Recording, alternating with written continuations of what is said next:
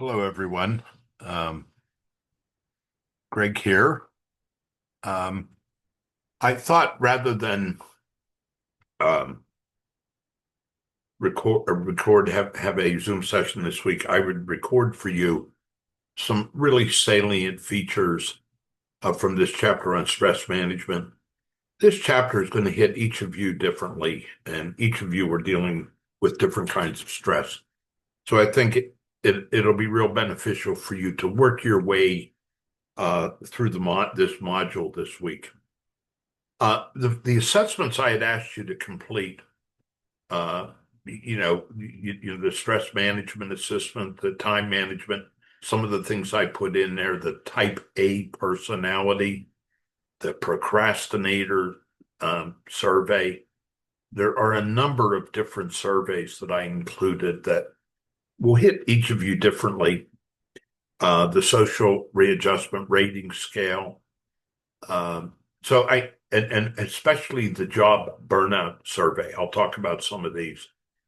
The flourishing scale is in the textbook. That's optional, but I would recommend that you might take that one.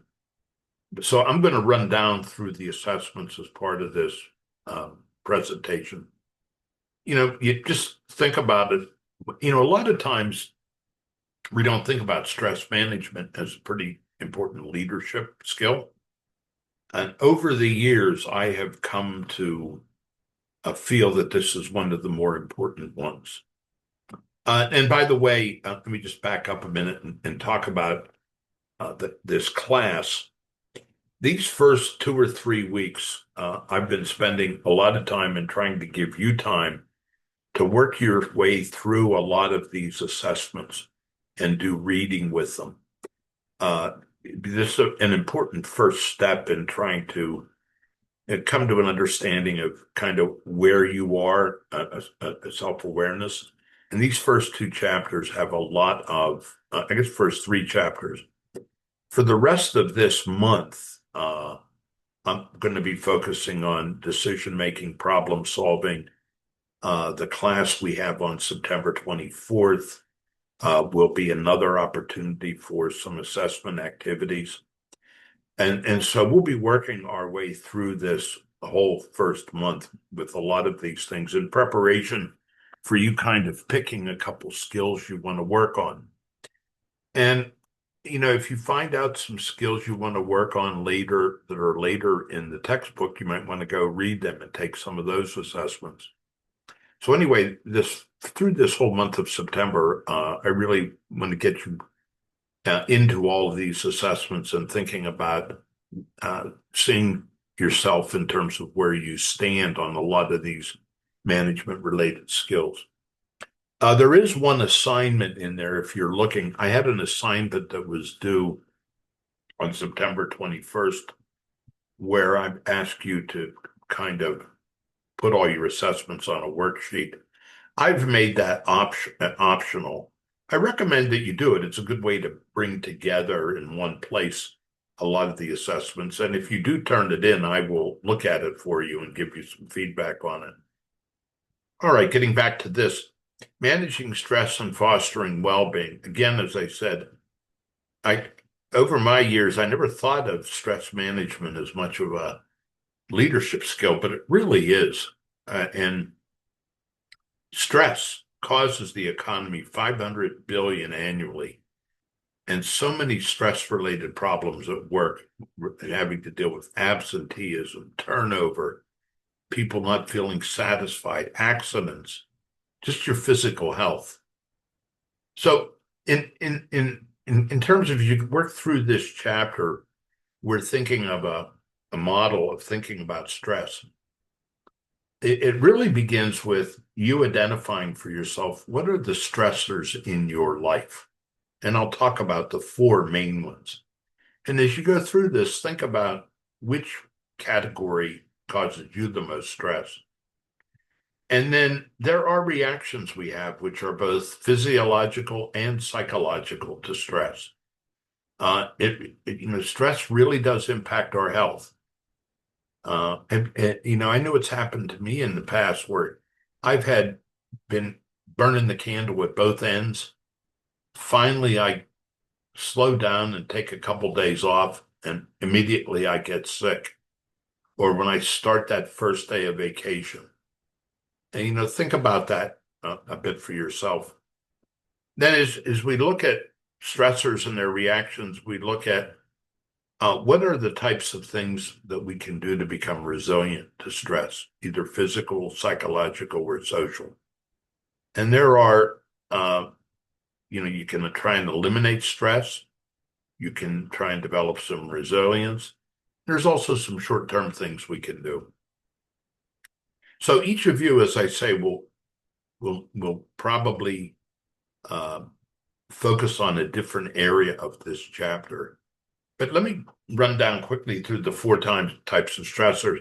The time, too much to do in too little time, or your work overload, or lack of control over available time. And I know in many workplaces, maybe we're eliminating jobs and expecting people to do the work of one or two other people, cause a lot of time stressors. So time management, or managing your time, is really an important way to deal with stress. Another big source of stressor is, and I think these are some of the worst, are encounter stressors. Working with other people. You work with other people and you rely on them to do their job for you to do your job, and there's a lot of conflict. The best kind of conflict is probably issue conflict. And when it becomes interpersonal, this is where the stress mounts up, mutual antagonism between people. Another kind of stressor is situational. Maybe there's rapid change going on. Maybe you're brand new in a job. Maybe you are in unfavorable working conditions.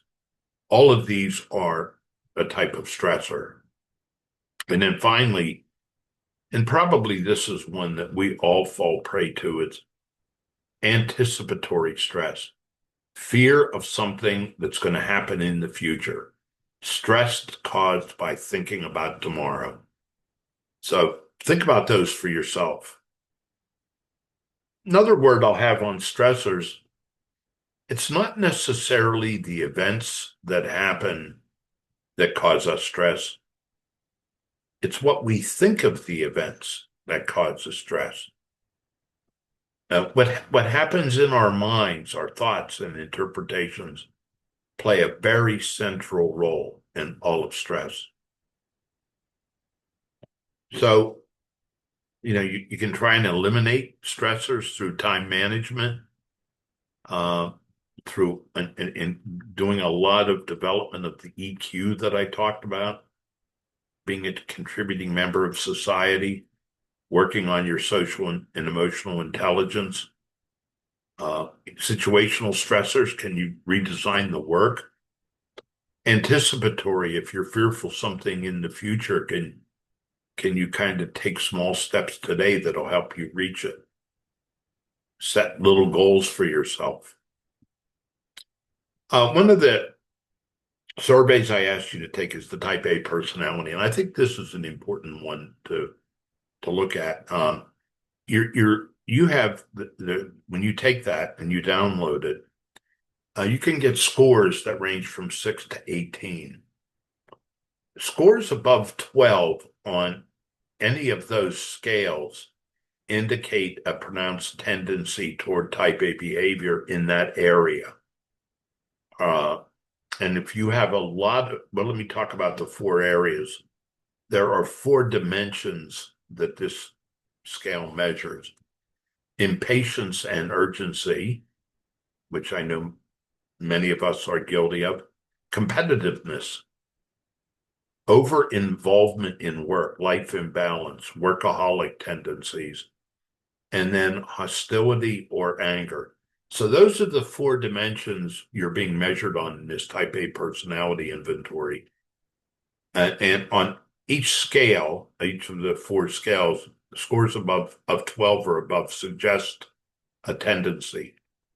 In America, this seems to be, type A personalities seem to thrive in America. I think Americans are much more prone toward this. I think there's a real cultural dimension here. We get guilty about taking time off. Studies have shown that type A behavior, it can be related to heart disease, anxiety, etc. If hostility and anger tends to be the highest risk factor in terms of heart disease. And many of our type A behaviors create their own stress. We often believe and incorrectly attribute our success to type A behavior. A lot of type A people are highly achievement oriented, etc. So I'm not saying change dramatically, but if you have a tendency toward type A, be aware of it. Work on managing it. These are just some of the things. Type A personality plays a clear role in the extent in which we experience stress and how we cope with it. The other scale I mentioned for you is the social readjustment rating scale. And I think this is a good one to take. A lot of these things that happen, these are things that are happening in our lives that we may not be consciously aware of, that are under the surface are causing stress. It's basically life events that bring stress. And there's a high relationship between this and illness. On the assessment on the website or in the textbook, kind of circle all those events in the past year and review your score.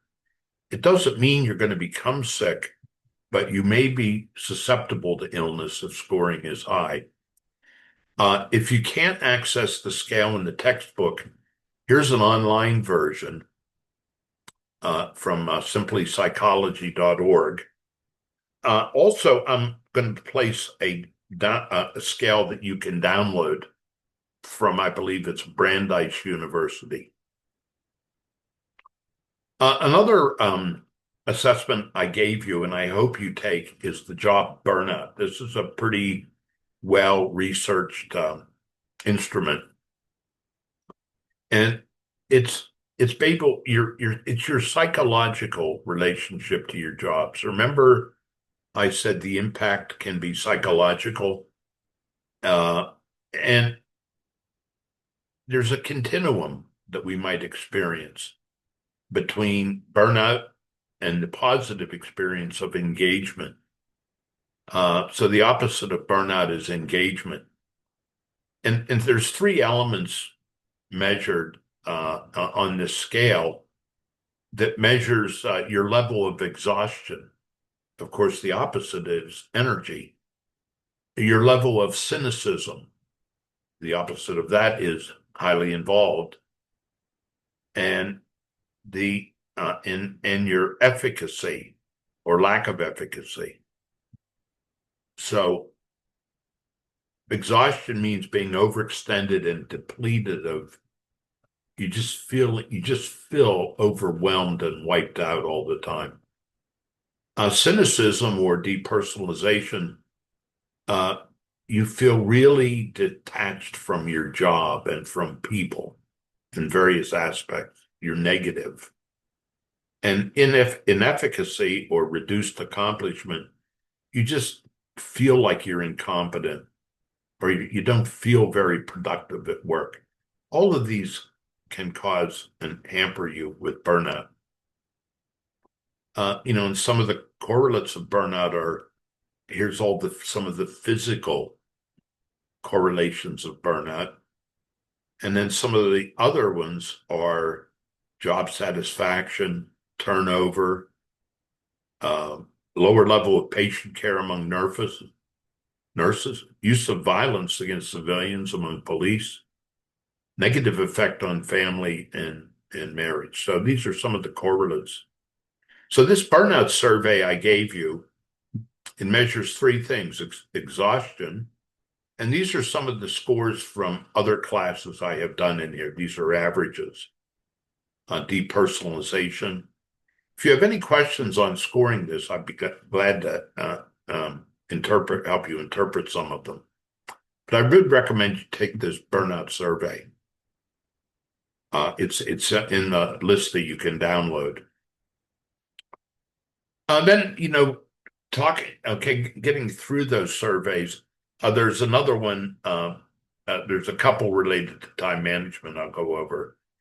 But if you start thinking about resiliency factors and helping yourself out, this whole chapter, you can pick and choose as you read through this. But I think it might bring a real awareness to you of some things you should be thinking about as you engage in your work life, and we all should think about. So there's resiliency around physical, cardiovascular, proper diet, rest, regular exercise, etc.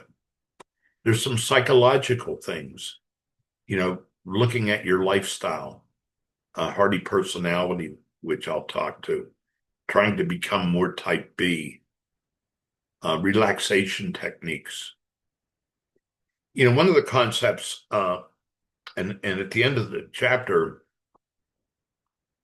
draw a circle on a big page, and that this is your life. And here's some examples of things: physical activities, cultural, work, intellectual, social, family, and spiritual. And by spiritual, I don't necessarily mean religious, but I mean you just taking the time to think of thoughts about the universe in general, world in general.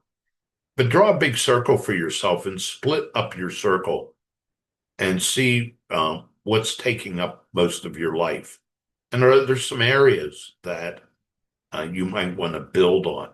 So I'd recommend doing this for yourself. At the end of the chapter, there's a little exercise you can do on this. Some of the resiliency factors besides your life balance are social emotional ties that you have, interactions that you have, mentors, teams. Our interactions with others go a long way in helping us be resilient. There's a handout I'm giving you. It's hardy personality. Feeling in control of your life, or feeling committed to what you're doing that's meaningful, kind of being in the flow, feeling challenged by new experiences. All of these contribute to what's called a hardy personality. You can eliminate encounter stressors through membership in a stable, close-knit group or community. A lot of times we get strength from different communities we're in.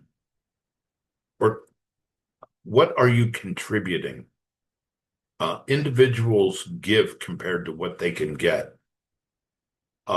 This brings a lot of mental well-being to people.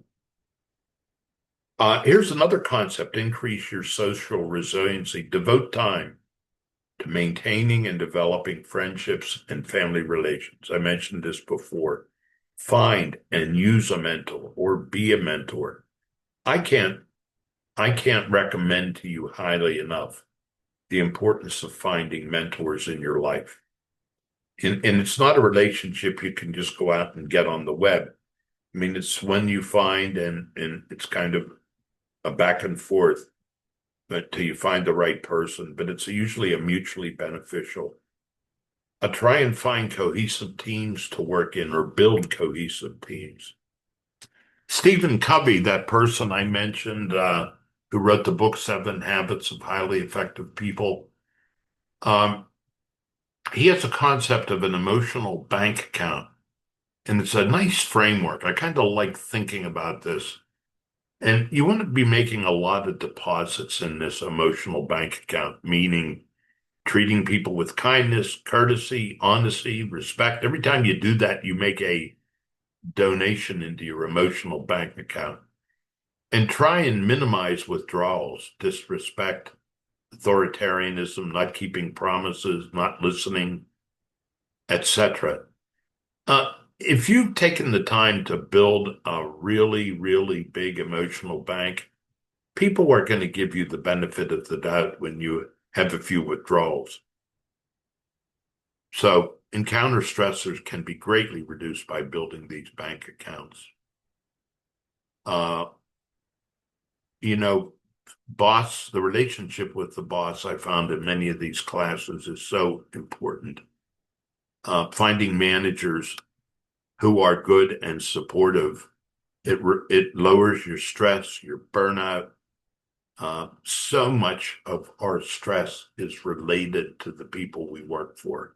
And we'll say more about that as we go through class. Hopefully, you'll become managers who will provide a work environment that is supportive. Another concept I want to throw out to you is reframing. Sometimes we can help ourselves by reframing in our mind the situation we're facing or redefining the situation. Maybe you step back and say, now, wait a minute. I've solved similar problems before. Okay, no, wait. I don't need to do this on my own. There's a lot of other people out there I can call on. I have a good network. Or, in 100 years, it's not really a big deal. Hey, wait a minute. There are a lot of alternatives. And then say to yourself, well, I can learn something. So try and reframe in your mind the negative problem you might be facing. Here's one I just wanted to throw in there because we work in a lot of remote work. Um, protect and maintain your resources. Uh, you know, uh, Focus on what's getting done, not the means. If you have an online meeting, make sure they're efficient, conducted with agendas, and you agree on rules for cameras and follow up. Uh, I've been in so many Zoom meetings that just are so poorly run. And then schedule regular online meetings at specific times, not only for the team, but for any one-on-one meetings. Uh, maybe any group that comes together, there's a lot of what you call coffee clatch conversation. That's very important.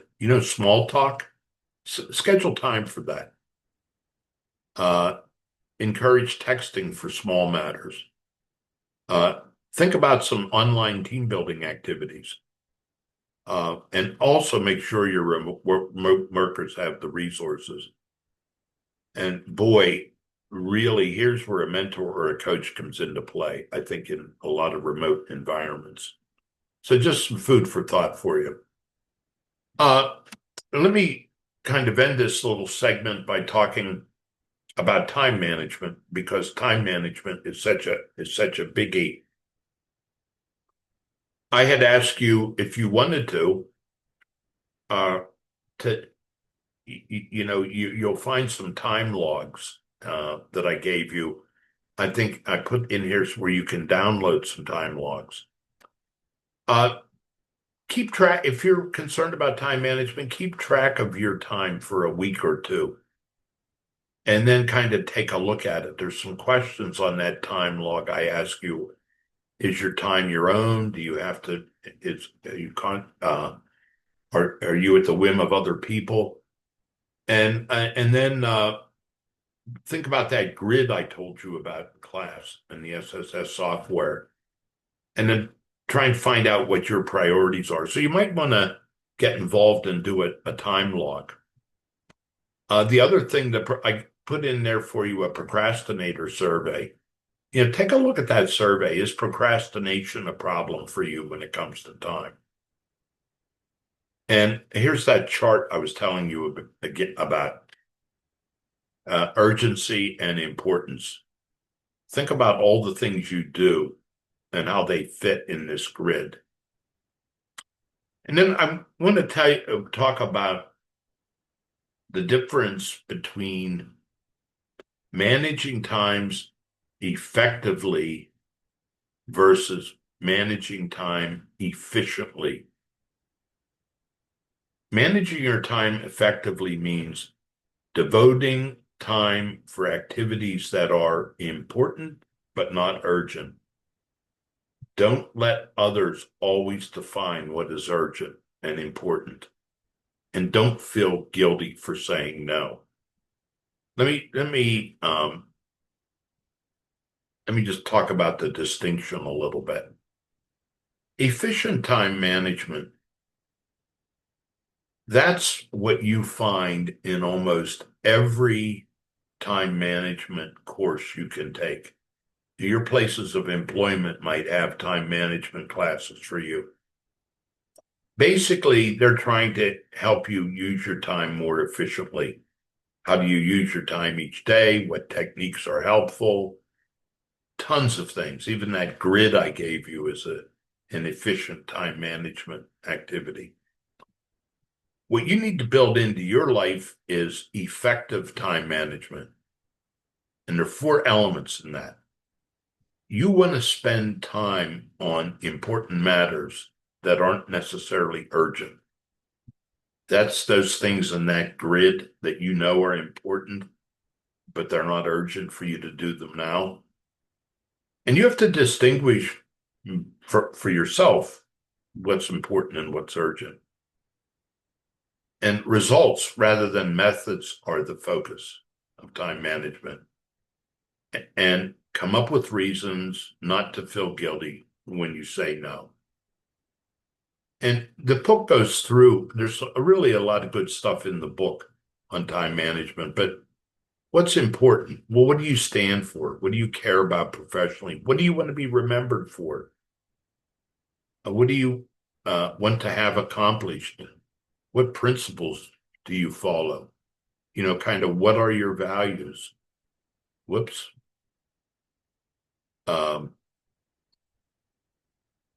So I've kind of ended up there. Let me with the stress management. And I just I hope this has been helpful. What I am going to do for you, there's a concept that I believe in called mindfulness, and you may have heard about it. What I'm going to do for you is do a brief, I have some handouts for you, and I'm going to do a little brief webinar for you on mindfulness, which is something you might want to look into as you kind of take a look at ways that you can deal with this. Mindfulness talks about living in the present moment and trying to live in today. And there's some good techniques for that. People who do yoga, meditation, but mindfulness is really has as its focus your comfort and serenity in living in the present moment. So with that, I'll sign off on this stress discussion tonight. I hope it's been helpful, and feel free to text or email me if you have any questions as we move along. Thank you.